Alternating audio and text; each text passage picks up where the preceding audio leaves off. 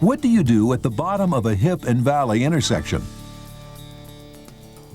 There are as many answers as there are tradesmen doing the installation. This intersection stops above the roof bottom, so it's a little trickier than most. A sidewall flashing up underneath will assure that area is watertight. You'll notice a closure piece in position at the bottom of the roof. It's there more to prevent bees and hornets from getting into the roof than as a waterproof consideration.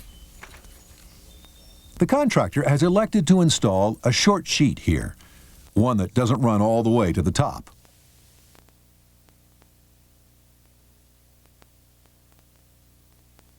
You can see the W valley in the background as the short sheet is secured to the roof.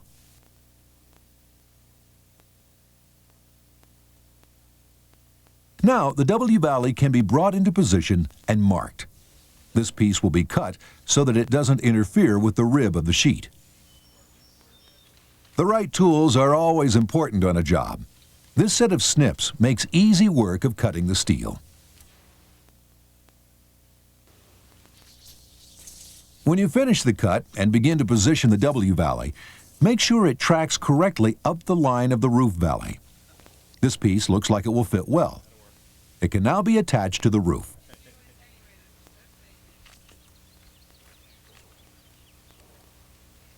Once the W valley is secured, you can measure in from the center or edges and strike a line, which you'll use as a reference point for cutting the sheets. The valley line will be highly visible from the ground, and you'll want to make sure the sheet alignment is straight. Notice the large overlap of the long sheet over the short one on the bottom. That's good insurance against leaks. Using the chalk line on the valley as reference, the sheet, once it's positioned, can be marked for cutting.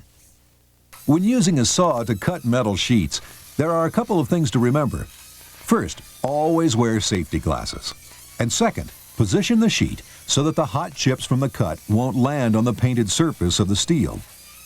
Positioning the sheet on a board will prevent the blade from cutting into the roof, and reversing the sheet makes everything easier.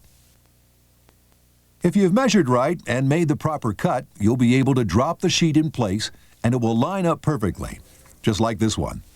With the overlap, this screw has to penetrate several layers of steel. By using a self-drilling fastener, it's not a problem. As the sheets are measured, cut, and fastened to the valley, you can see the nice straight line which is beginning to develop. The line could have been cut so that it went all the way to the edge. Butyl tape is a good way to assure a proper seal between the sheets and the W valley. Using an end plug also helps prevent water backup. However, if water did get under a sheet, there's still the felt and the ice and water shield in the valley for protection.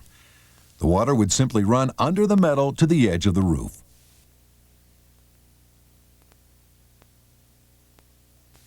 Where the valleys meet from both sides of the roof is a busy intersection. You can see the vent cutout in the background as the work progresses.